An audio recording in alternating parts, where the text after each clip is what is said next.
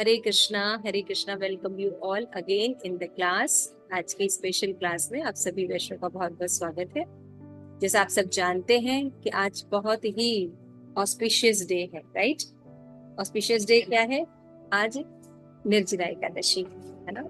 तो निर्जला एकादशी में हम सब ने बहुत अच्छे से व्रत रखा। अभी थोड़ा सा समय है, भगवान उसको भी पार कर देंगे। सबने गुरु महाराज के साथ उत्सव के रूप में चैंटिंग की, है ना, क्लासेस देखी, कई डीटीज दर्शन किए, धाम दर्शन किए, है ना, मंदिर गए, बहुत सी चीजें गुरु महाराज ने उत्सव के रूप में हमारे लिए कर दी। ठीक है। और पूरा दिन आप लोगों ने चैंटिंग किया। होप सारे लोग व्रत होंगे। कितने लोग व्रत हैं निर्जला? Okay okay. निर्जला राजेश्वरी भी है। Okay, thank you. तो बाकी लोग तो एकादशी है, कोई बात नहीं, सुखे। तो भूमिका भी है। हाँ, भूमिका, वेरी नाइस, वेरी नाइस। परम प्रेष्ठा माता जी की जय। हरे कृष्णा माता जी, दंडवत हरे कृष्ण आपको भी। प्रणाम। Okay, thank you. तो यमुना भी है, यमुना ने भी शायद हाथ नहीं खड़ा किया। पद्मा माता जी भी है निर्जला। हरी बोल पद्मा माता जी। हाँ माता जी। देखो माता जी सेवा भी कर रही हैं और साथ में व्रत भी है ना। तो इस तरह से हमें इंतजाम रहना चाहिए, क्योंकि जब हम कुछ नहीं खाते हैं तो हमारे शरीर में ज्यादा एनर्जी रहती है, केवल हमारे मन का एक थोड़ा सा वो रहता है ना। तो अगर हम अपनी एनर्जी को थोड़ा सा वर्क करने नहीं देंगे शरीर का खाना पचाने में, तो वो क्या करती है, हमें शक्ति प्रदान करती है ना। हमारे इंटॉक्सिकेशन, सारी चीजों को रिमूव करती। तो चैतन्य चरितमृत में कथा आती है, उसमें एक भक्त थे, वो बहुत बीमार थे। उनके अंदर ना एक बीमारी थी, उस बीमारी का कीड़ा था, जिसके कारण उनको बार बार बीमारी हो रही थी। तो जब वो चैतन्य महाप्रभु के पास आए तो चैतन्य महाप्रभु ने उन्हें 7 दिन तक भूखा रखा। तो 3 दिन 4 दिन में ही सब लोग कह रहे मर जाएगा, इसकी हालत खराब हो जाएगी। लेकिन चैतन्य महाप्रभु ने कहा कि यदि तुम 7 दिन तक भूखे रह जाओगे तो तुम्हारा ये जो इलाज हो जाए। तो 7वें दिन उनका वो कीड़ा जो है वो अंदर से निकल गया। तो हमारे यहाँ जो ये बताते, आजकल जो बताते हैं थोड़े थोड़े देर में खाया करो, है ना, इकट्ठे नहीं खाना चाहिए, हमें थोड़े थोड़े देर पे खाना चाहिए, ये सब फालतू की शिक्षाएं है ना। थोड़े थोड़े देर पे खाने से क्या होता है, बार बार वर्क करना पड़ता है ना, एनर्जी को पाचन शक्ति करने के लिए। तुम्हें इकट्ठा सुबह का, दोपहर का, शाम का ऐसे भोजन करना चाहिए। तो इससे हमारा स्वास्थ्य वर्धन होता है। तो आज पांडव निर्जला एकादशी है। निर्जला जी की कथा तो आप लोगों ने, मैंने सबको शेयर की थी, वो सबने देखा होगा, सुना होगा। तो निर्जला एकादशी जो है ये बहुत ही ऑस्पिशियस होता है। उसमें आप जानते हैं कि जो भीष्म है, सॉरी भीम है वो बहुत खाते थे, है ना। 5 पांडव में वो रह नहीं सकते थे एकादशी। तो जब भगवान ने कहा कि तुम अगर ये वाली एकादशी रखोगे तो तुम्हें समस्त एकादशी का पुण्य प्राप्त होगा, तुम्हारे समस्त पापों का नाश होगा, भगवत प्रेम प्राप्त होगा और भगवान में श्रद्धा है ना? तो ये जो पांडव निर्जला एकादशी करते हैं, इसमें समस्त प्रकार के पाप नष्ट होते हैं, समस्त प्रकार की पवित्रता आती है और जीव भगवत ज्ञान, भगवत प्रेम पाने के लिए उन्मुक्त होता है। ठीक है। तो हम जो है आज की क्लास में सबसे पहले तो हमने जो भजन सुना है ना, शुद्ध भगत चरण रेणु भजन अनुकूल। ये भजन किसी ने सुना है? भक्ति विनोद ठाकुर का, है ना, पहले हम लोग ने गाया था।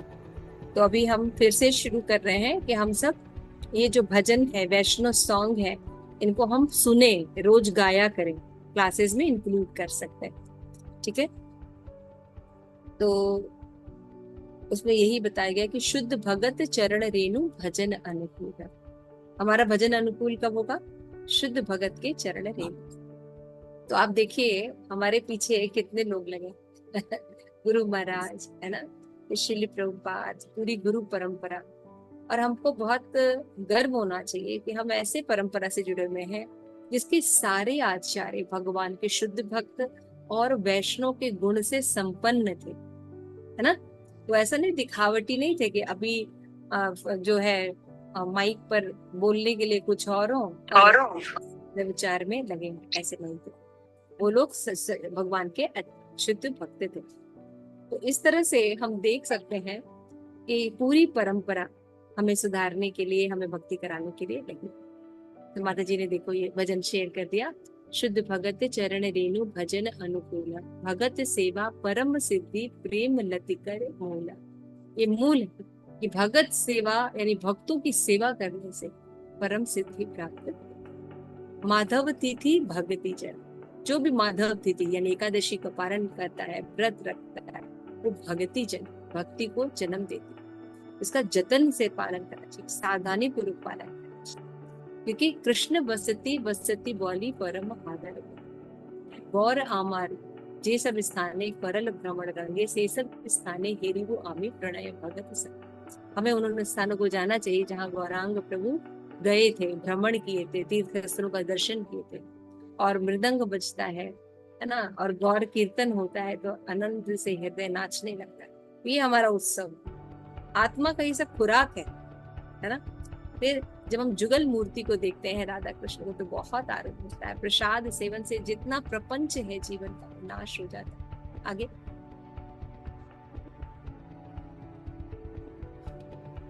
जे दिन गृहे भजन दे, जिस दिन भजन होता है घर में, है ना, वो दिन जो है गोलोक के समान हो जाता है, बहुत सुंदर लगता है उस भजन को देख कर। और तुलसी महारानी को जब हम देखते हैं तो हम देते हैं कि वो माधव तोषिणी है ना, कृष्ण प्रेम प्रदान करने वाली है, और उनकी भक्ति करके हमें भी कृष्ण प्रेम हो जाए। तो भक्ति विनोद कहते हैं इस प्रकार से ये सब अनुकूल बातें हैं, तो हमें अगर इन सब को हम स्वीकार करते हैं तो हमारा जीवन सुखमय हो जाए। ठीक है ना, हमारा भजन, कृष्ण भजन सुखमय। तो एकादशी के दिन ये भजन गाते हैं, इसमें बहुत सी सुंदर बातें। ठीक है, तो अब हम चलते हैं हरिनाम चिंतामणि।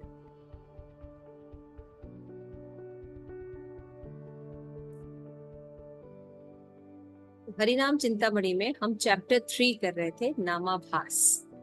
तो पीछे हमने देखा कि नामाभास क्या होता है, नामाभास के क्या क्या लाभ होते हैं मानव में, और नामाभास कितने प्रकार का होता है। फिर हमने ये भी देखा नामाभास और नाम अपराध में अंतर होता है।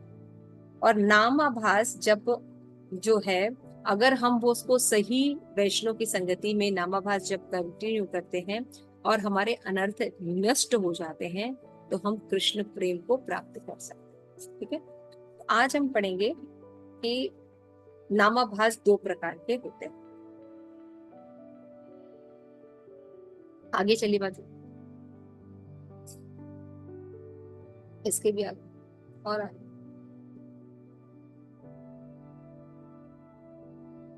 यहाँ तो हम देखेंगे कि नामाभास जो होते हैं 2 प्रकार के होते हैं। नमः ओम विष्णु पादाय कृष्ण प्रेष्ठाय भूतले श्रीमते भक्ति वेदांत स्वामी इति नामिने, नमस्ते सारस्वते देवे गौरवाणी प्रचारिणे, निर्विशेष शून्यवादी पाश्चात्य देशतारिणे, जय श्री कृष्ण चैतन्य प्रभु नित्यानंद, श्री अद्वैत गदाधर शिवासादि गौर भक्त वृंद, हरे कृष्णा कृष्ण कृष्णा हरे हरे, हरे राम राम राम हरे हरे। तो यहाँ पे हम देख रहे हैं कि अभी हम प्रकार देखने के बाद, अपराध और नामाभास में अंतर देखने के बाद, हम देखते हैं कि नामाभास जो होते हैं वो 2 प्रकार के होते हैं, है ना।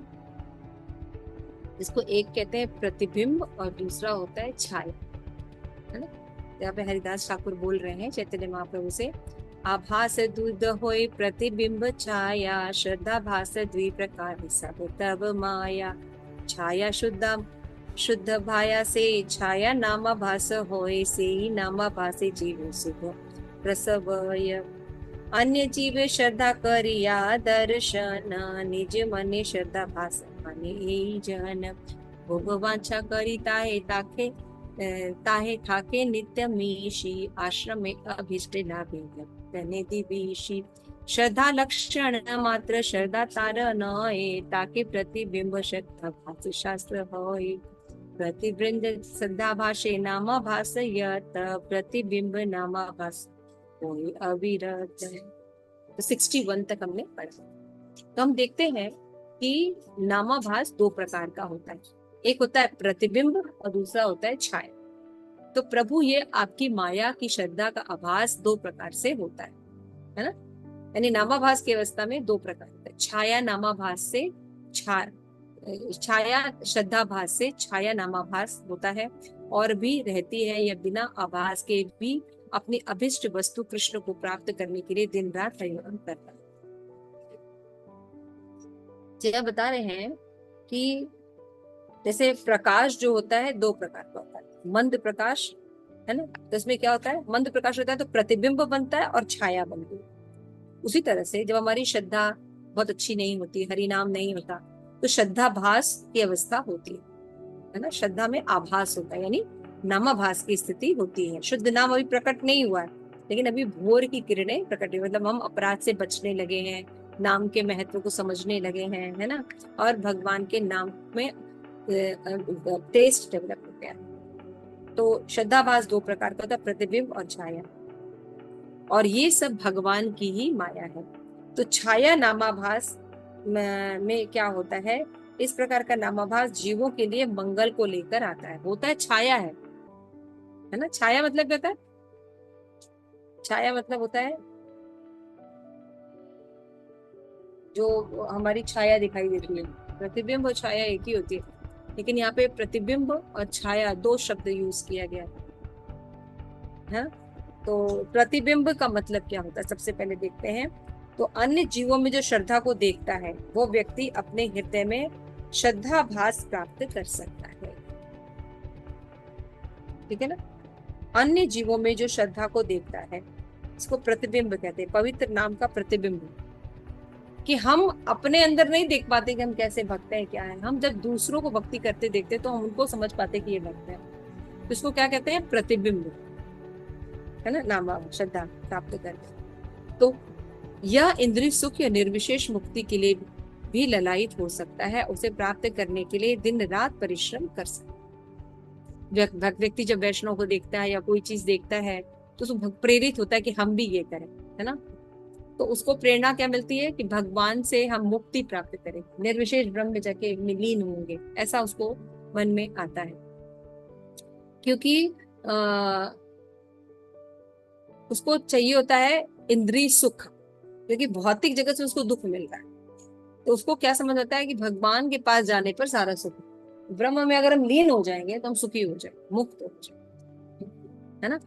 तो वो भौतिक इंद्रिय सुख में आनंद और ज्यादा प्राप्त करना चाहता है, अभी उसको जो यहाँ पे आनंद है वो नहीं मिल रहा, उसको दुख मिल रहा है, तो उस दुख की निवृत्ति के लिए वो भगवान की भक्ति करता है, उसको प्रतिबिंबवाद कहते हैं। और इस प्रकार की श्रद्धा होना श्रद्धा का केवल बाह्य लक्षण। भाई हमने पढ़ा है श्रीमद् भागवतम, है ना, श्रीमद् भागवतम कितने लोगों ने पढ़ा है, यहाँ पे पहला स्कंद कितने लोगों ने पढ़ा है, ठीक है, तो सेकंड श्लोक किसको याद है,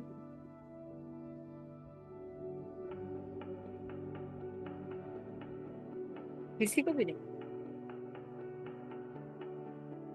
पहला श्लोक किसको याद है,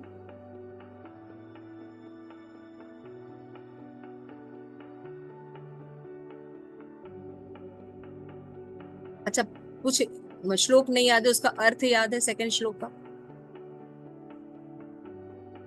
आप लोग होमवर्क लिखिए, श्रीमद् भागवतम का फर्स्ट सेकंड और थर्ड श्लोक का लर्न करेंगे मीनिंग के साथ, धीरे धीरे लर्न कीजिए, पहला श्लोक पहले लर्न कीजिए, फिर सेकंड श्लोक, फिर थर्ड श्लोक, और मैंने चतुर्श्लोक की भगवत गीता भी दिया हुआ है लर्न करने के, है ना, कब लर्न करके सुनाएंगे आप लोग। उसमें शायद श्लोका ये है, धर्म प्रोजित कैतबोत परमो निमत्सराणाम सताम वेद वास्तु अत्र वस्तु शिवदम त्रापत्रय मूलनम श्रीमद् भागवतम महान महामुनि कृते किंबा परे ईश्वरः, फिर क्या था लास्ट, सराणाम हृदये हाँ वृत्ते अत्र कृतिभि व्यक्त कृतभि, यस यस कृतिभि पुष्टु विसत तक्ष, यस, इसको फिर से पढ़ देते हैं, ध्यान उचित कैतवोत्तर निमत्सराणां सतां वेदे वास्तो अत्र वस्तु शिविदं त्रापत्रयो मूलनम श्रीमद् भागवतम महामुनि कृते किं वा परे ईश्वरः सद्यो हृदय अवरुद्ध अत्र कृतभि शुश्रूषभि तत्क्षण। दिस इज द श्लोक। इसमें क्या बता रहे हैं कि जो कैतव धर्म है, कैतव धर्म होता है धर्म अर्थ काम मोक्ष। तो देखिए, हम जब भी वेद पढ़ते हैं, कुछ भी पढ़ते हैं, सकाम भक्ति करते हैं, तो क्या होता है, हमें यही सिखाया गया है कि हमको भक्ति करके क्या प्राप्त है, धर्म अर्थ काम और मोक्ष, है ना। हमें धर्म का पालन करना है, क्यों? क्योंकि अर्थ मिल सके, अर्थ से फिर हम काम को यानी अपनी जितनी इच्छाएं हैं उनको पूर्ति कर सके, और फिर उन इच्छाओं की पूर्ति नहीं हो पाएगी तो हम मुक्ति को प्राप्त कर सके। तो मुक्ति जो है अल्टीमेट लक्ष्य बताया जाता है। पढ़ा है ना आप लोगों ने, वेदों में ऐसे पढ़ते हैं, है ना। लेकिन जब श्रीमद् भागवतम जो महामुनि ने लिखा, व्यासदेव ने, तो उन्होंने कहा कि ये सारा धर्म अर्थ काम मोक्ष जो है ये जीव को भौतिक जगत में फंसाए रखते। देखिए, सारे साहित्य भरे हुए हैं, सारे वेदों में बताया जा रहा है, हम जितना भी भक्ति कर रहे हैं उन भक्ति में क्या बताया जा रहा है, धर्म अर्थ काम मोक्ष, है ना। धर्म का पालन किस लिए करना है कि अर्थ कमा सके, लक्ष्मी कमा सके, है ना। और लक्ष्मी को के साथ फिर क्या करेंगे, हमारी जो इच्छाएं हैं भौतिक जगत में भोग करने की वो हम कर सके, है ना। और फिर अगर उन इच्छाओं से मान लीजिए हमें दुख प्राप्त होता है तो हम मोक्ष सब कुछ छोड़कर ब्रह्म में लीन हो जाए। तो भागवतम कहता है, पहले श्लोक में बताने के बाद, परम सत्य की स्थापना करने के बाद पहले श्लोक में बताता है कि जितने भी कैतव धर्म है इनका परित्याग कर दिया है। धर्म प्रोजित कैतवो परमो निमत्सराणाम सता, है ना। और जो वास्तविक वस्तु है कृष्ण प्रेम, उस वस्तु को स्टैब्लिश किया है, क्योंकि वो शिवदम है, सबका कल्याण करती है। त्राप त्रयो उन्मूलनम, और तीनों प्रकार के ताप से जीव को मुक्ति दिला देती है, यानी समूल नष्ट कर देती है दुख को। तो जब भक्ति करता है, शुद्ध वैष्णव हो जाता है, उसको तो आदि दैविक, आदि भौतिक, आदि आध्यात्मिक, जन्म मृत्यु जरा व्याधि, ये दुख उसको नहीं सताता, इससे ऊपर हो जाता है ना। वास्तु शिवदम। और इसको किसने लिखा है, महामुनि व्यासदेव ने इसकी रचना की अपनी परिपक्व अवस्था में, है ना। नारद मुनि से उन्होंने क्या पूछा था कि सारे वेद रच लिए, लेकिन उनको सेटिस्फेक्शन नहीं हो रहा, तब उन्होंने श्रीमद् भागवतम की रचना की, यानी परिपक्व अवस्था में व्यासदेव ने इसको लिखा है। तो फिर अन्य ग्रंथों की क्या आवश्यकता है।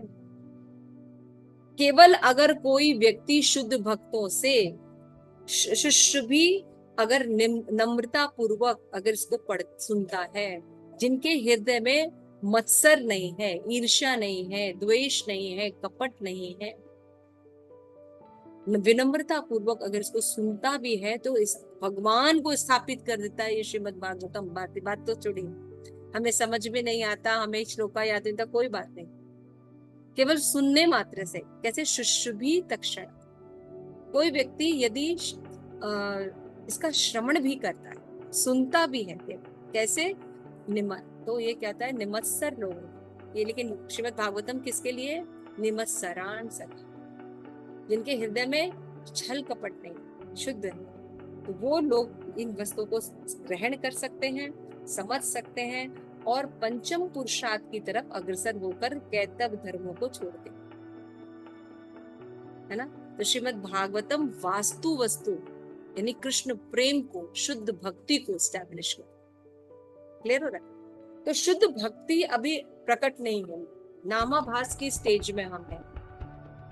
तो प्रतिबिंब जो होता है, खाली हम प्रतिबिंब में भी रहते हैं, है ना। किसी को देखकर हमारे अंदर भक्ति आ रही है ना, तो भी हम किससे बच जाते हैं, समस्त प्रकार के जो हमारे भोग की इच्छाएं होती हैं, अनर्थ होते हैं, वो धीरे धीरे हमारे अंदर शमन होने लगते। मैं पढ़ा ना, नामाभास वैकुंठ को प्रदान करता है, क्योंकि नामाभास वैकुंठ को प्रदान कर रहा है। समस्त प्रकार के काम, क्रोध, लोभ, मोह, मद, मत्सर, इनसे मुक्ति दे देता है नामाभास स्टेज। अभी हम शुद्ध नाम पर नहीं पहुंचे हैं। तो प्रतिबिंब क्या करता है?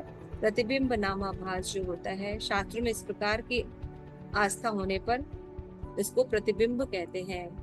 प्रतिबिंब में होता क्या है? जीव जो है भौतिक जगत से बोर हो गया, अब उसको क्या चाहिए? ऐसा सुख चाहिए। तो क्या सोचता है? ब्रह्म में जाके लीन हो जाना, है ना। तो किसी को भक्ति करते देखकर वो सोचता है हम भी भक्ति करेंगे और इससे हमें ब्रह्म की प्राप्ति होगी, है ना। भौतिक सुख से उच्च सुख जो है वो प्राप्ति हो जाएगी, मोक्ष, और हम सुखी हो जाएंगे। हालांकि ये पहली अवस्था है, ब्रह्म, परमात्मा और भगवान रियलाइजेशन, है ना। तो ब्रह्म रियलाइजेशन पहली अवस्था है, लेकिन उसको ये अल्टीमेट अवस्था लगती है। उस अवस्था में भी इसको प्रतिबिंब आभास कहते हैं। उस अवस्था में भी यहाँ पे बता रहे हैं ना कि ये बाह्य लक्षण है, लेकिन ये जीव को वैकुंठ प्राप्त करा सकते। आप देख रहे हैं नाम की महिमा, है ना। और एक शब्द बहुत ही ज्यादा, अभी जो पीछे हमने पढ़ा था और उसको मैंने बार बार कहा था, इसमें लिखा है, हरदास ठाकुर बोलते हैं कि नामाभास की स्टेज में जो प्राप्त होता है वो किसी भी प्रकार के यज्ञ करने में, भूत प्रेत की पूजा में, या किसी भी प्रकार के सकाम भक्ति में, कोई भी भक्ति या कोई भी मार्ग में वो चीज नहीं प्राप्त होगी। केवल नामाभास करने पर वो उस स्टेज पे प्राप्त हो जाए। जैसे बहुत से लोग होते हैं, है ना, कुंडली दिखाते हैं, मेरे अंदर ये दोष है, शनि दोष है, काल दोष है, सर्प दोष है ना। तो इनमें वो कहते हैं ये दोष है हमारे, है ना। तो अगर भगवत भक्ति नहीं है तो वो फिर क्या करता है? भाई 10,000 रुपए दे दो, 2,500 रुपए दे दो, ये पूजा करा लो, ये कर लो, वो कर लो, और पता नहीं ठीक होता है कि नहीं होता। लेकिन अगर कोई हरि नाम लेता है, भगवान से मांगो ना। कामो, अगर कामना है भी तो किससे मांगो? भागवतम कहती है कामना है भी तो भगवान से मांगो, ठीक है। जब हम भगवान से मांगते हैं तो हमें, हमारे लिए जो उचित होता है फिर भगवान करते हैं। इसका ये मतलब नहीं कि हमारे हमारे फिर दुख नहीं आएंगे, लेकिन यानी अब जो दुख आएंगे वो भगवान के द्वारा क्रिएटेड रहेंगे, माया के द्वारा या कर्म बंधनों के द्वारा नहीं मिल रहा है। अब हमारी शुद्धिकरण हो रहा है। क्लियर हो रहा है? तो जब हम भक्ति करते हैं तो ये उच्चतर अवस्था है। नामाभास कितनी उच्चतर अवस्था है। देखिए प्रतिबिंब जो है, जो कि बाह्य लक्षण है ना। प्रतिबिंब अभी सही नामाभास नहीं है। व्यक्ति दूसरों को देखता है और अपने अंदर सोचता है हम भी भक्ति करेंगे और हम भी भौतिक जगत में बहुत बड़ा दुख है, हम ब्रह्म में लीन होंगे। तो ये बाह्य लक्षण है भक्ति का। ये भी आपको कितना लाभ देता। जो व्यक्ति प्रतिबिंब श्रद्धाभास का अधिकारी है वो पवित्र भगवान नाम का जप करता है और उसका जप सदैव प्रतिबिंब नामाभास होता है। इस प्रकार का नामाभास मायावाद की भ्रांति कारण उत्पन्न कर देता है और अंत में व्यक्ति धोखेबाज बन जाए। तो नामाभास यानी सही नाम पकड़ा नहीं है, आभास को पकड़ा है, ब्रह्म को सब कुछ समझ रहा है। फिर या तो ये सोचता है हम ही ब्रह्म बन जाएंगे। तो आगे चल के ये व्यक्ति अगर सही मार्ग नहीं करता है, शुद्ध भक्तों का भक्ति नहीं करता है, तो ये व्यक्ति मायावादी बन जाता है और सदैव नामाभास की अवस्था में ही रहता है। शुद्ध नाम कभी जप नहीं सकता। तो देखो इसमें क्या बता रहा है कि प्रभु ये आपकी माया है कि श्रद्धा का आभास भी दो प्रकार से होता है। छाया नामाभास से छाया नामाभास होता है और भी रहती है, और वो बिना प्रयास के अपनी अभिष्ट वस्तु कृष्ण प्रभु को प्राप्त करने के लिए दिन रात हरि नाम करता है। ये छाया में होता है। प्रतिबिंब में बताया जा रहा है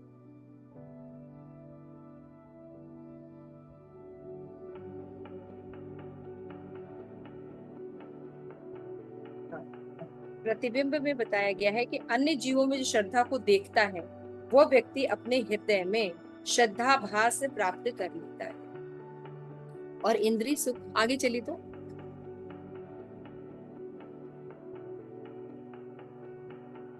ये श्रद्धा का लक्षण मात्र है, ये वास्तविक श्रद्धा नहीं है। शास्त्रों में से प्रतिबिंब श्रद्धावास कहा। प्रतिबिंब श्रद्धावास की स्थिति में जितना भी हरि नाम उच्चारित होता है वो प्रतिबिंब नामाभास ही होता है। यानी भक्ति होती है वो शुद्ध नहीं होती है, वो प्रतिबिंब नामाभास ही रहती है। क्लियर हो रहा है? यस माता जी, इसमें अभी छाया की बात कर रहे हैं ना, तो इसमें प्रतिबिंब भी बोल रहे हैं, दोनों अलग अलग चीजें हैं ना। दोनों अलग अलग चीजें हैं। छाया श्रद्धावास यानी छाया नाम अपराध में, नाम छाया में क्या होता है, व्यक्ति जो है, ठीक से स्पष्ट नहीं किया है छायावाद और उसको, एक मिनट मुझे रुक जाए, 56।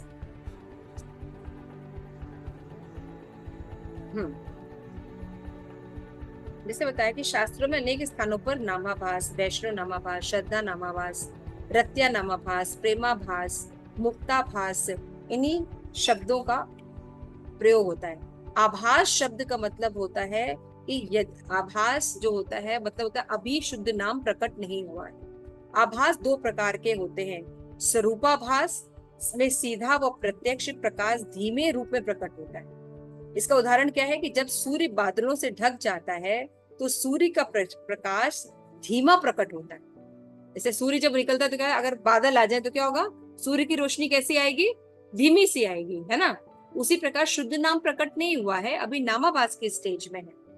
तो प्रतिबिंब में क्या होता है, प्रकाश परावर्तित होकर प्रतिबिंब दिखता है, समझ में आ रहा है, परावर्तित हो रहा है प्रकाश और प्रतिबिंब दिखाई देता है। वह स्थान जहां से चमक आती हुई प्रतीक होती है, यह उसकी भिन्न स्थान से उत्पन्न होता है। इसलिए ऐसा कहा जाता है कि आभास में अविद्या होती है, यानी वास्तविकता का विकृत प्रतिबिंब अज्ञानता कहलाती है इस स्टेज में, नामाभास के स्टेज में। तो इसलिए प्रतिबिंब नामाभास जल पर परावर्तित होकर प्रतिबिंब बनाने वाला प्रकाश के समान होता है। समझ में आ रहा है? जब आकाश से मान लीजिए थोड़ा सा बादल आता है तो प्रकाश छन के आता है, तो जल पर एक प्रतिबिंब बनाता है। वो प्रतिबिंब वास्तविक होता है? नहीं होता ना। उसी तरह से शुद्ध नाम प्रकट नहीं हुआ है अभी, यानी व्यक्ति को ब्रह्म का नॉलेज है, क्लियर हो रहा है, लेकिन वो उसको अल्टीमेट समझता है, तो ये भी उसको बहुत कुछ देता है। समझ में आ रहा है, ये बात कहने की बात की जा रही है। तो यहाँ पे बताया जा रहा है कि जब वो बादलों या कोहरों को ढक जाता है तो पवित्र नाम रूपी सूर्य केवल हल्का या धीमा दिखाई देता है। यानी भगवान जो है वो परमात्मा भी है, भगवान जो है वो भगवान भी है, ये नॉलेज उसको नहीं है परम सत्य के बारे में। क्लियर हो रहा है, मतलब परम सत्य के ब्रह्म स्वरूप का उसको पता रहता है, तो उसमें ज्यादातर चांसेस रहती है कि वो मायावादी से गिर जाएगा, आगे जाएगा, है ना, कपटता उत्पन्न हो जाएगी उसको। तो इस पवित्र नाम रूपी सूर्य प्रकाश हल्का और धीमा दिखाई देता है। ये स्थिति नामाभास विश्व के लिए अनेक शुभ लाभ लेकर आता है। जब पवित्र भगवान नाम रूपी प्रकाश माया पर दर्शन रूपी झील में परावर्तित होता है तो प्रतिबिंब नामाभास कहलाता है। जब मायावादी हो जाता है व्यक्ति, मतलब ब्रह्म में लीन हो जाना या खुद को ब्रह्म मानना, ये मायावादी धारणा है ना, लेकिन ये भी लाभ प्रदान करता है, कहने का ये मतलब। तो जैसे कि बादलों से छन के जो प्रकाश आता है उसका प्रतिबिंब बनता है जब जल पर, तो उसी को प्रतिबिंब नामाभास कहते हैं। और छाया नामाभास में कहता है बादलों के कारण सूर्य का प्रकाश ठीक से परावर्तित होकर नहीं आता, तो उसको छाया आभास कहते हैं। तो दो प्रकार के नामाभास होते हैं और इसमें जीव को शुद्ध नाम नहीं मिलता, लेकिन फिर भी लाभ प्राप्त होता है। हालांकि आगे चल के उनकी मति तुष्ट हो सकती है, मायावादी हो सकते हैं, है ना। तो इसमें और भी बताया गया है कि जब पवित्र नाम रूपी प्रकाश मायावादन दर्शन रूपी झील में परावर्तित होता है तो प्रतिबिंब नामाभास कराता है। यानी पवित्र भगवान नाम पूर्ण रूप से प्रकाशित नहीं हो रहा है। प्रतिबिंब नामाभास में निर्विशेष मुक्ति या अन्य परिणाम आ सकते हैं, है ना, यानी मुक्ति मिल सकती है। 5 प्रकार की मुक्तियों को वो प्राप्त कर सकता है। मुक्ति मिलना भी क्या इतना सारिष्ट, सामिप्य, सारोज्य, सायुज्य, है ना, ये सब मुक्तियां है ना, पढ़ा है ना आप लोगों ने। तो ये मुक्तियां तो उसको प्राप्त होती हैं, वैकुंठ भी चला जाता है व्यक्ति, लेकिन कभी कभी अगर वो ठीक की स्थिति में नहीं रहता तो वापस फॉल डाउन होता है या मायावाद में कन्वर्ट हो जाता है, कपटता होने का चांसेस ज्यादा रहता है। कहते हैं ना half knowledge is more dangerous, लेकिन कहने का मतलब है कि भगवान का ये नामाभास भी वैकुंठ प्राप्त कर, जीव को अनेक प्रकार के अनर्थों से मुक्त कर देता है। तो सोचिए शुद्ध नाम क्या करेगा। जब नामाभास ये कर सकता है, तो नामाभास इतना कुछ दे रहा है, आपको मुक्ति प्रदान कर दे रहा है, वैकुंठ दे रहा है, लेकिन कृष्ण प्रेम प्रदान नहीं कर रहा। यानी पूरी चांसेस है कि वापस आ जाएगी। समझ में आ रहा है? तो नामाभास के स्टेज से मैं आगे बढ़ना, लेकिन कहने का मतलब ये है, नाम की महिमा बता रहे हैं कि आभास होने पर भी, जैसे कल हमने बोला था ना कि अगर कोई हरामी बोलता है तो राम उसमें ले लेते हैं भगवान, हा राम के रूप में ले लेते हैं। कोई राजमा बोलता है तो म गायब करके राम ले लेते हैं भगवान। समझ में आ रहा है? तो इसीलिए भगवान का जो नाम है, संकेत में लेने पर, हेलेनम में लेने पर, स्त्रोत्र में लेने पर भी, है ना, उपहास में भी भगवान का अगर नाम लिया जाए तो वो भी नाम लेने वाले को, है ना, बहुत लाभ प्रदान करता है। इसमें बता रहे हैं कि पवित्र भगवान नाम से प्राप्त होने वाला अंतिम लाभ अर्थात कृष्ण के प्रति शुद्ध प्रेम प्रतिबिंब भी नामाभास से कभी नहीं आता, है ना। अब देखिए इतना आभास के बारे में बता दिया, तो इसका ये मतलब नहीं कि सब आभास में ही चिपक जाए। तो यहाँ पे बता रहा है आभास की अवस्था शुद्ध नाम नहीं दे सकती। क्लियर हो रहा ना? शुद्ध भक्ति नहीं मिली, इसलिए सच्चा नामाभास नहीं कहा जाता। एकमात्र अच्छा नामाभास छाया नामाभास है, जो 4 प्रकार का होता है। समस्त शास्त्र प्रतिबिंब नामाभास को दूर फेंक कर छाया नामाभास की आराधना करने को कहते हैं। छाया नामाभास सामान्य अज्ञानता से उत्पन्न अनर्थ से आता है। क्लियर हो रहा है? किससे आता है छाया नामाभास? अनर्थों से। ठीक है ना? कभी पूर्ण रूप से प्रकट नहीं हुआ, लेकिन छाया है, ये शुद्ध में जा सकता है, लेकिन प्रतिबिंब नहीं। छाया नामाभास समान अज्ञानता हो, मतलब अभी जीव को पूरा नॉलेज नहीं है, लेकिन उसके अंदर कपटता नहीं है, वो शुद्ध भक्तों के संरक्षण में है। तो अभी छाया प्रकट हो रही है, लेकिन अभी धीरे धीरे वो शुद्ध रूप में चल जाए। इसलिए छाया नामाभास को प्रेफरेंस दिया जाता है, क्योंकि शुद्ध नाम की तरफ लेके जाती है। लेकिन प्रतिबिंब मायावाद, प्रतिबिंब जो नामाभास है, इसको नहीं प्रेफरेंस दिया जाता। शुद्ध दार्शनिक। क्लियर हो रहा है आप लोगों को? बार बार मैं रिपीट कर करके समझाने की कोशिश कर रही हूँ। समस्त साथ प्रतिबिंब नामाभास को दूर फेंकने की बात करते हैं और छाया नामाभास की ओर जाने का रास्ता बताते हैं, क्योंकि ये अज्ञानता से उत्पन्न होता है। छाया नामाभास सामान्य अज्ञानता से उत्पन्न होता है। दुष्ट दार्शनिक गलत धारणाओं से उत्पन्न प्रतिबिंब नामाभास एक अपराध समझते हैं, जो सच्चे पवित्र नाम से अवरोध उत्पन्न करता है। एक कनिष्ठ भक्त जो मायावाद दर्शन का अनुसरण करने का अपराध नहीं करता, ऐसा व्यक्ति भगवान के लंबे समय एक सच्चे भक्त के रूप में भक्त के अंडर में भक्ति करने पर सम्मानित दर्शन को प्राप्त कर सकता है। भक्त का संग करने से वह शीघ्र ही महान मंगल को प्राप्त करेगा। शुद्ध भक्त अपने प्रति दयालु होकर उसके मित्र बन जाएंगे और वह उस पर कृपा करेंगे, जैसे एक बच्चे के ऊपर माँ बाप कृपा करते हैं। ऐसे ही वरिष्ठ भक्त इस कनिष्ठ अधिकारी पर कृपा करते हैं, जिससे ये नया छाया प्रतिबिंब से निकलकर शुद्ध हरिनाम की तरफ चले जाए। क्लियर हो रहा है? ये उसका तिरस्कार नहीं करते जैसा मायावादी करते हैं। कनिष्क जिसको केवल साधारण श्रद्धा है, यहाँ केवल अर्चा विग्रह की आराधना में ही संलग्न रहता है।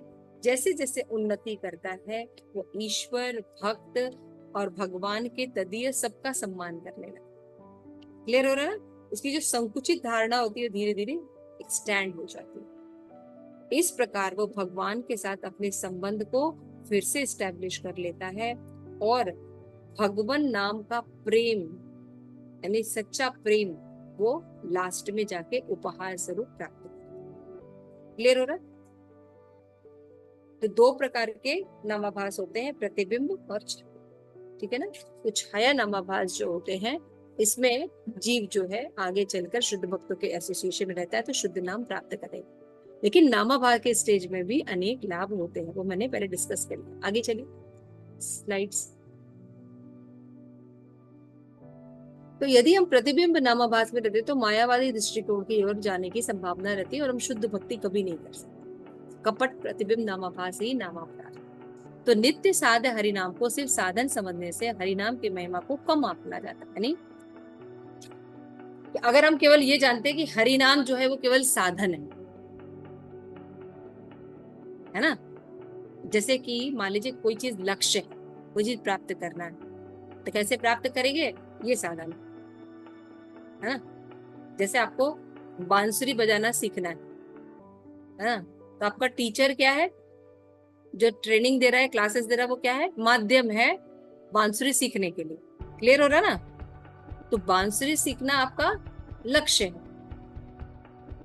है ना, साध्य है, और साधन क्या है, आपका टीचर जो आपको क्लासेस दे रहा है। क्लियर हो रहा है ना। तो भौतिक जगत में साधन और साध्य अलग अलग नहीं होता, अलग अलग होता है, एक नहीं होता। लक्ष्य और लक्ष्य को प्राप्त करना। देखो आप लोग अगर ऐसे बैठे रहते हो ना, तो फिर मुझे ये सब चीजें बताने का मन नहीं करता। बहुत ही निष्क्रिय बैठे रहते हो ना, हाँ बोलते हैं ना बोलते हैं, कोई रिएक्शन नहीं होता फेस पे। आधे से अधिक तो वीडियो बंद करके बैठे होते हैं।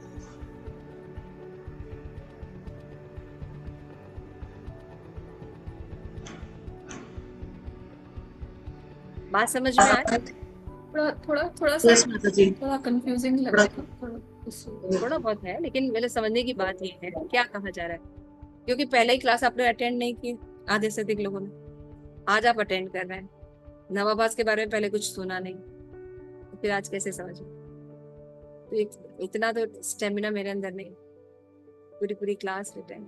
तो आप पिछली क्लास सुनिएगा तो आप लोगों को ज्यादा क्लियर हो। आगे चलिए।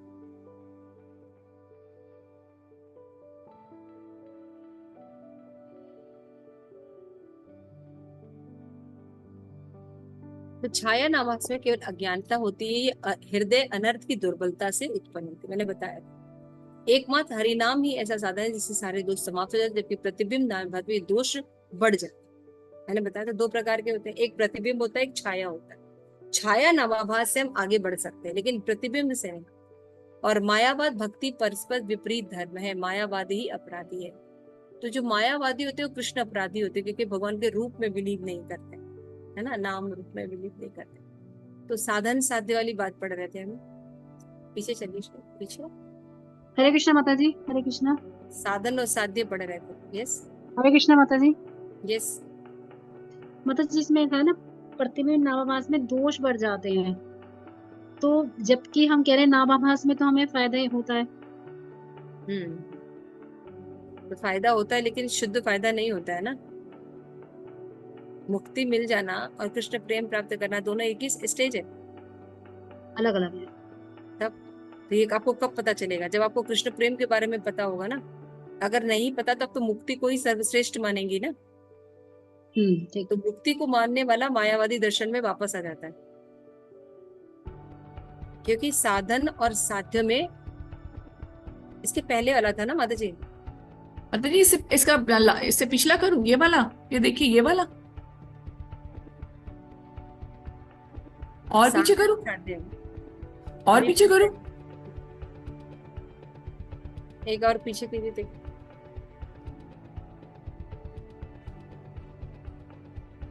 आगे चलिए, और आगे चलिए। पीछे जाना है कि आगे जाना है? आगे चलिए, आगे चलिए, तो पीछे जा रहे हैं।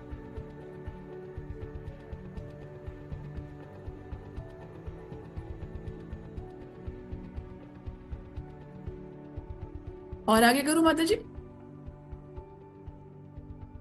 चलिए, मैं कुछ और पढ़ रही थी, आगे चलिए, पीछे एक स्लाइड पीछे की। तो यहाँ पे हम देख रहे थे कि जो छाया नाम अपराध होता है उसमें क्या होता है, साधन प्रतिबिंब में साधन और साध्य में अंतर मानते हैं, है ना। वो ये समझते हैं कि भगवान का नाम जो है वो साधन है, लेकिन भगवान का नाम साधन नहीं, साध्य भी है, लक्ष्य भी है। भगवान का नाम ही भगवान, इसलिए इसमें प्रतिबिंबवाद में गड़बड़ी होती है नामाभास। हालांकि इसको रहने पर भी बहुत सी चीजें प्राप्त होती हैं। तो मायावादी के अनुसार कृष्ण के नाम रूप, नेक्स्ट, गुण, लीला आदि झूठे तथा नाशवान होते हैं। इनके मतानुसार कृष्ण प्रेम तत्व नित्य नहीं होता, इसलिए मायावादी 100% भक्ति मार्ग के विपरीत होते हैं। भक्ति के शत्रु के रूप में मायावाद की गणना होती है, इसलिए मायावादी भगवत चरणों में अपराधी होते हैं। मायावादी के मुख से भगवान के नाम नहीं निकलना, या यूं कहें कि उनके मुख से भगवान नाम निकलने पर भी नाम तत्व को प्राप्त नहीं हो। मायावादी यदि भगवान के नाम का उच्चारण भी करता है तो मन में भगवान को अनित्य ही समझता है, इससे उसका पतन हो जाता है ना। हमने एक स्टोरी सुनाई थी ना चैतन्य महाप्रभु की रघुनाथ भट्ट गोस्वामी के साथ, जो एक भक्त जाते हैं, उनका नाम था राम, नहीं मैं भूल रही, तो वो दिन भर भक्ति करते थे, सबकी सेवा करते थे, है ना। चैतन्य महाप्रभु के पास जाते तो उन्होंने रघुनाथ भट्ट थे या गोपाल भट्ट थे, उनको गले लगाया तो तुम शुद्ध भक्त हो। तो उनको बड़ा आश्चर्य हुआ कि ये तो बहुत सेवा करता है, ये तो बहुत अच्छे से था। तो उन्होंने कहा कि ये भक्ति तो बहुत करता है, नाम भी बहुत लेता है, लेकिन इसके अंदर जो है वो मायावादी धारणा है, ये खुद ही भगवान बनना चाहता, इसलिए भगवान ने उसको एक्सेप्ट नहीं किया। समझ में? और भी बहुत है, जैसे स्वरूप दामोदर है, जब भी कोई कुछ लिखता था या कोई शोधन करता था, श्लोका लिखता था, तो जब स्वरूप दामोदर उसको सैंक्शन करते थे तब उनको लिया जाता। तो एक बार घटना घटी, एक बहुत बड़े विद्वान थे, उन्होंने बड़ी अच्छी कविता लिखी और उसमें लिखा कि भगवान और भगवान की आत्मा दोनों ही, पता नहीं कैसे करके लिखा था, मुझे याद नहीं आ रहा बिल्कुल। तो भगवान और भगवान की आत्मा की बात की गई थी। जगन्नाथ जी बोले थे, जगन्नाथ जी शरीर है, वो आत्मा है। हाँ, तो भगवान बोले कि के आप गलत बोलो, शरीर और आत्मा एक है, ऐसा करके कुछ ऐसा बोला था उन्होंने। तो फिर उन्होंने कहा कि जगन्नाथ जी का शरीर और आत्मा अलग अलग कहा, हमारा शरीर और आत्मा अलग अलग है, लेकिन जगन्नाथ जी के लिए ऐसा नहीं है। इसलिए ये जो आपने पूरा लिखा है गीत, ये गलत, क्या था मैं भूल रही हूँ एग्जैक्ट। तो कहने का मतलब ये कि एक्सपर्ट्स जो शुद्ध भक्त होते हैं उनको पता होता है क्या सही है क्या गलत है ना। जैसे कभी कभी हम बहुत मर्सीफुल होते हैं, हम लोगों को बहुत बहुत प्रसाद बांटते हैं। आज देखिए बहुत से लोग जल का दान करते हैं, शरबत का दान करते हैं, है ना, खूब अप्रिशिएट होता है लोगों को। लेकिन भक्तों से पूछिए, वो बिल्कुल आपको छील के रख देंगे, क्योंकि आज के दिन तो जल भी ग्रहण नहीं करते, तो आप दान देने की कहाँ बात करें। द्वादशी वाले दिन खूब दान दीजिए ना। जिस दिन एकादशी का व्रत है, जिस दिन हम ही जल नहीं पी रहे हैं, हम दूसरों को दान कैसे देंगे? समझ में आ रहा है? यानी जो शुद्ध भक्ति रखता है, जो उच्च ज्ञान रखता है, वो बता सकता है कि निम्न ज्ञान में प्रॉब्लम कहाँ है। और जो भगवान का नॉलेज रखता है, जो शुद्ध हरिनाम का नॉलेज रखता है, वो इन नामाभास तक में जो कि इतना उच्च लाभ दे सकता है, उसमें भी त्रुटि निकाल देगा। क्लियर हो रहा है? नामाभास की अवस्था क्या क्या प्रदान कर सकती है? वैकुंठ तक प्रदान कर सकती है, मुक्ति दिला सकती है, हमारे काम क्रोध मोह मद मत्सर को नष्ट कर सकती है, अनर्थ भी काफी हद तक दूर हो जाते हैं। लेकिन फिर भी ये शुद्ध नाम नहीं। संकेत में, हेलनम में, उपेक्षा में, ईर्ष्या से भी अगर कोई भगवान का नाम लेता है तो लाभ देता है। लेकिन इसका यह मतलब नहीं कि हमको ऐसे नाम लेना, हमें प्रेम पूर्वक नाम लेना है, ये कहा जा रहा है। अभी क्लियर हो रहा है बिल्कुल? अपराध मायावादी को कब छोड़ते हैं? हाँ, यदि मायावादी भोग और मोक्ष की इच्छा को नेक्स्ट छोड़कर स्वयं को कृष्ण का दास समझते हैं, पश्चाताप करते हैं और हरि नाम लेते हैं, तो उनका मायावाद दर्शन, बहुत से मायावादियों ने छोड़कर कृष्ण चैतन्य महाप्रभु को एक्सेप्ट किया। सार्वभौम भट्टाचार्य, प्रकाशानंद, है ना, 10,000 शिष्यों के साथ चैतन्य महाप्रभु के शिष्य बने, मायावादी थे। इतना नहीं, साधु संग करने से वो भगवत कथा, श्रवण, कीर्तन, उनके हृदय में संबंध ज्ञान का उदय भी हो जाता है। क्या उदय होता है? हम भगवान नहीं हैं, हम भगवान के दास हैं और सदैव रहेंगे। भगवान केवल कृष्ण है। हरिदास ठाकुर कहते हैं कि जब ये संबंध ज्ञान के साथ निरंतर वो हरिनाम करता है, तो उसके हृदय में, उसके नेत्रों से झरझर वास्तविक अश्रु प्रवाहित होते कि मैं कहां दिन भर मालिक बना हुआ था, है ना। मैं कहाँ दिन भर अपने आप को बहुत बड़ा समझकर, अपने आप को भगवान मानकर, इस सर्वेश्वर सर्वलोक महेश्वर समझकर, है ना, सुहृदय सबका वेल विशर समझकर हम दिन रात कार्य करते थे, जबकि असली भोगता, है ना, सर्वलोक महेश्वर और सुहृदय यानी वेल विशर भगवान है। ऐसा सोच के उसके आंखों से आंसू आने लगे और वो फिर निरंतर हरि नाम करता है। हम मालिक नहीं हैं, हम तो दासों के दास हैं। तब वो मायावाद से छूट सकता। तो भक्ति को अनित्य बोलने के कारण ही मायावादी अपराधी होते हैं। समझ में कि भगवान का रूप अनित्य है, भक्ति अनित्य है ना। तब इसी कारण के अंदर ये मायावादी अपराधी होते हैं। आगे चले। लेकिन कृष्ण की सेवा करना जीव का स्वरूप है, और जीव का स्वरूप मतलब हर जीव का स्वरूप है। मनुष्य नहीं, पशु नहीं, पशु, पेड़, पक्षी, 84 लाख योनि, सब भगवान के क्या है? दास है, भगवान की सेवा कर। तो नामाभास कल्पतरु के समान है, इसलिए मायावादी को उसको अविशिष्ट सायुज मुक्ति प्रदान करता है। हरि नाम सर्वशक्तिमान है, इसलिए प्रतिबिंब नामाभास होने पर भी यह नाम मायावादी को मुक्ति का आभास प्रदान करता है। देखिए मैंने बताया था कि नामाभास हालांकि पूर्ण अवस्था नहीं है, लेकिन फिर भी मुक्ति प्रदान कर देता है। 5 प्रकार की मुक्ति होती है, उसमें सायुज्य मुक्ति को भी लोग बहुत पसंद करते हैं, भगवान में जाके लीन हो जाते हैं जैसे। लेकिन इसमें दिक्कत क्या होती है कि ये जीव का सर्वनाश कर देता है, क्योंकि ये भक्ति को एस्टैब्लिश नहीं करता। मुक्ति प्राप्त करने वाले व्यक्ति को ये कहाँ अकल रहेगी कि मैं कृष्ण का दास हूँ और कृष्ण सेवा करना हमारा एकमात्र कर्तव्य है। पता होगा उसको, वो तो भगवान के समान रूप ले लेगा। तब तो आप सोचेंगे कि भगवान के समान रूप ले रहा तो वैकुंठ तो मिल ही गया ना, तो वैकुंठ तो मिल गया। आप भगवान के समान रूप तो ले लिए, लेकिन भगवान से आपका कोई प्रेम नहीं है।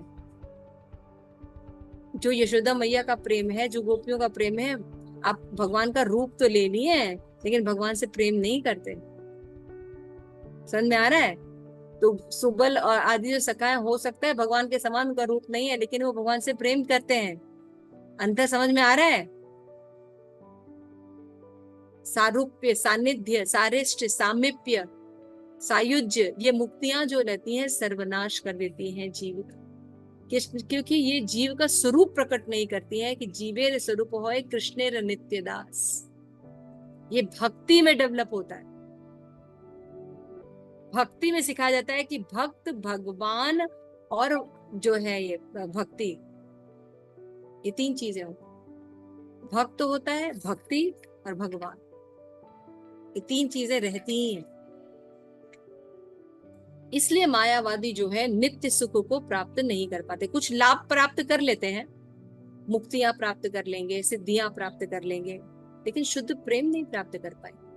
तो आप दुनिया में देख सकते हैं बहुत से लोग बहुत सिद्ध हैं, आपकी मन की बात चली जाए, यहाँ से बैठे बैठे कुछ प्राप्त कर लेंगे, है ना। बहुत सी सिद्धियां हैं, आपने पढ़ा है श्रीमद् भागवतम में। छोटे हो जाएंगे, बड़े हो जाएंगे, बहुत कुछ कर लेते, पानी पे चल सकते हैं, ऐसे सिद्धियां मिल जाएंगी, लेकिन कृष्ण प्रेम नहीं मिलेगा। श्री प्रभुपाद से एक बार किसी ने पूछा कि हमारे गांव में एक बहुत बड़े बाबा आए थे, इसलिए लेक्चर में नहीं आ पाए, है ना।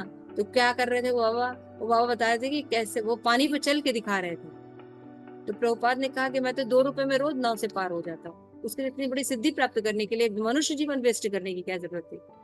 आपको तो हरि नाम करना चाहिए। जैसे मैं, आप लोग क्लास में नहीं आते तो मैं क्या कहती हूँ कि आप लोग अपने अपने अलग अलग चीजें देखते हैं। आप सोचिए कि कितना आप भगवान को ऑर्गेनाइज करना पड़ता होगा हमारे लिए, कितने शुद्ध भक्तों के कर्मों को ऐसे करें कि सब एक साथ इकट्ठे हों, फिर वो इतना नाम चिंतामणि बुक पढ़े और फिर इस पर चर्चा करें। ये कितनी रेयर अपॉर्चुनिटी है श्री प्रभुपाद की बुक्स को पढ़ना। तो वो काम बाद में भी हो जाएंगे, लेकिन अपनी क्लासेस को मिस मत कीजिए। तो आप लोगों को लगता है माता जी को ज्यादा बोलते हैं, माता जी वैसे क्लास नहीं, क्लास की बात अलग होती है, लेकिन शुद्ध भक्ति अलग चीज है। तो भक्ति में ही चीजें होती हैं, लेकिन अगर ठीक प्रकार से नहीं की जा रही है तो फल प्रदान नहीं करती। आगे चले। इसलिए देखिए इसमें बताएगा कि वास्तविक मुक्तावस्था तो सच्चिदानंद भगवान की सेवा की प्राप्ति है।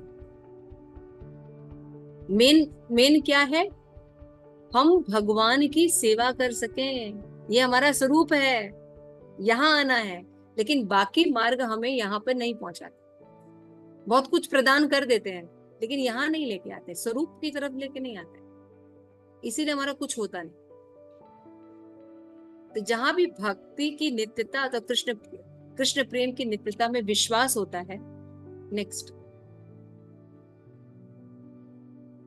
तभी वहां पे सुख होगा, नहीं तो नित्य सुख प्राप्त नहीं कर। नामाभास के स्टेज में व्यक्ति नित्य सुखी नहीं रह सकता, हालांकि इतनी चीजें उसको प्राप्त हो जाए तब भी वो नित्य सुखी नहीं होगा। जो शुद्ध कृष्ण प्रेम करता है उसको नित्य सुख प्राप्त होता है, क्योंकि उसको संबंध ज्ञान पता होता है, अपने स्वरूप का नॉलेज होता है कि भगवान का मैं दास हूं और जब उनकी प्रेममयी सेवा करूंगा तभी मैं सुखी हो सकूं।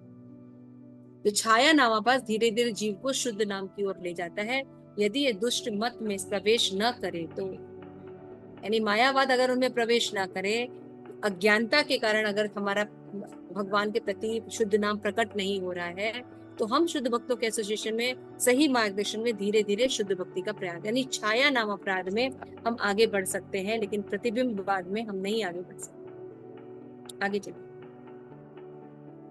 छाया नामाभासी व्यक्ति में केवल यह कमी होती है कि हरिनाम के वास्तविक प्रभाव को वो नहीं जानता। वो ये जानता है भगवान ब्रह्म है या परमात्मा है, भगवान का भगवान स्वरूप वो नहीं जानता। तो क्या होगा, जब नॉलेज मिलेगा तो उसको एक्सेप्ट कर लेता है।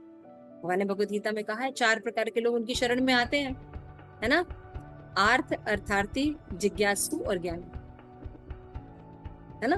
तो ये आते हैं भगवान की शरण, उनको नॉलेज नहीं होता है, लेकिन यही ज्ञानी वासुदेव सर्वमिति, ना, कई जन्मों के बाद समझता है कि भगवान वासुदेव ही सब कुछ है, और फिर वो भक्त बन जाता है। तो घने बादलों से ढक जाने के कारण सूर्य का तेज दिखाई नहीं पड़ता, मैंने अभी बताया, परंतु यदि बादल छिन्न भिन्न हो जाए तो सूर्य का प्रभाव स्पष्ट रूप से दिखाई देता है। वैसे ही छाया नाम से व्यक्ति धन्य है, क्योंकि सद्गुरु की कृपा से थोड़े ही दिन में उसके जो अज्ञानता है वो दूर हो जाएगी और वो कृष्ण प्रेम प्राप्त। यानी जो आप लोग जो भक्ति कर रहे हैं गौड़िया वैष्णव संप्रदाय में, अगर आप सही से सुनकर एग्जैक्ट वही कार्य कर रहे हैं जो करने के लिए दिया गया है, तो एक दिन आप शुद्ध भक्त बन जाए। लेकिन अगर हम उन बातों को नहीं सुनते, प्रभुपाद की शिक्षाओं को ठीक से नहीं लिखते, गुरु महाराज की शिक्षाओं को ठीक से नहीं लेते और अपनी मनमानी करते हैं, तो हम अवश्य बंधन में फंस जाए। सीधा सा सिंपल सी बात। तो हम हो सकता है बहुत पोजीशन प्राप्त कर लें, धन प्राप्त कर लें, है ना, भौतिक सुख सुविधाएं प्राप्त कर लें, बेटे बेटियों की शादी करा लें, महल बनवा लें, है ना, डायरेक्टर बन जाए, जीबीसी बन जाए, है ना, लेकिन कृष्ण प्रेम प्राप्त नहीं कर। कृष्ण प्रेम अलग लक्ष्य। क्लियर हो रहा है? तो ये सब पढ़ के पता होना चाहिए। जब पता होगा तब तो हम अपराध नहीं करेंगे, उससे ऊपर उठेंगे, तो नामाभास की स्टेज में आएंगे, और नामाभास के स्टेज को भी सब कुछ नहीं मानेंगे, शुद्ध भक्ति की स्टेज में आएंगे, जो कि हमारी मेन अवस्था। क्लियर हो रहा है? इसीलिए जब श्रेष्ठ वैष्णव आपको रोकते हैं, टोकते हैं, ऐसा मत करिए, ऐसा करिए, तो उसे बुरा नहीं मानना चाहिए, क्योंकि वो शुद्धता की ओर लेके जा रहे हैं। लेकिन अपनी अनर्थों के कारण हम उसमें अज्ञानता करते हैं, क्लास छोड़ देते हैं, इस्कॉन छोड़ देते हैं, वैष्णव संघ छोड़ देते हैं, ऐसा नहीं। और ज्यादातर ज्ञानी लोग जो होते हैं, जो इस्कॉन में आते हैं, इनको बहुत नॉलेज होता है वेद का, वो ज्यादा दिन टिकते नहीं, क्योंकि उनके अंदर विनम्रता नहीं होती है शुद्ध ज्ञान को लेने की। तो भगवत भक्तों को अवश्य मायावादियों के संग का परित्याग कर देना चाहिए, नहीं तो भगवान कभी भी उनसे प्रसन्न नहीं होते। शुद्ध भक्त नामाभास के स्टेज में नहीं रहता।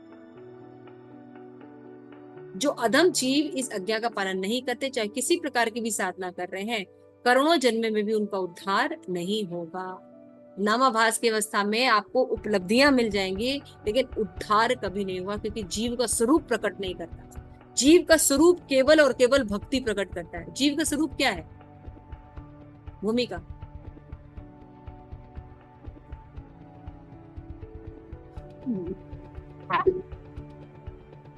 जीव का स्वरूप क्या है बेटा?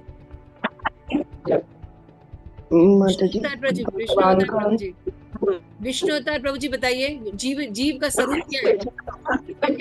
प्रियदर्शनी बंद करो।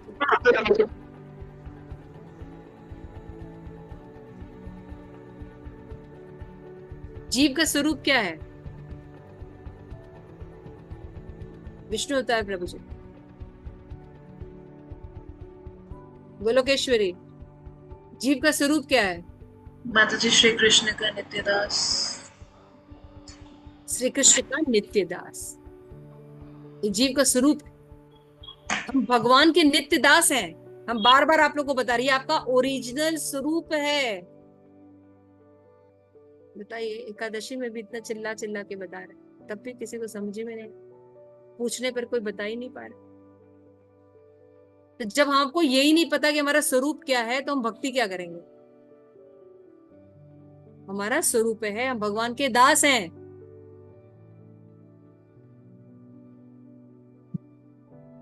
तो जिसको ये पता नहीं हो, करोड़ों जन्म में भी उसका उद्धार नहीं हो सकता। यहाँ पे लिखा है, हे प्रभु आप इसे कुसंग से बचाकर अपने चरण कमलों में स्थान प्रदान कीजिए, तभी हमारा कल्याण होगा, अन्य कल्याण का कोई उपाय नहीं है। आगे चलिए। तो भक्ति विनोद ठाकुर कहते हैं कि श्री हरिदास ठाकुर जी के पाद पदों में जिनके वास्तविक ज्ञान की अनुभूति होती है, इस हरि नाम चिंतामणि का हमेशा गुणगान गाते रहे।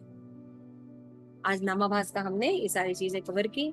नामाभास क्या होता है, कितने प्रकार का होता है, नामाभास के लाभ, नामाभास के कितने प्रकार होते हैं, और कौन नामाभास के स्टेज से कैसे शुद्ध नाम की ओर जाया जा सकता है, ये बातें हमने देखी। हरे कृष्ण। श्री प्रभुपाद की जय। किसी के कोई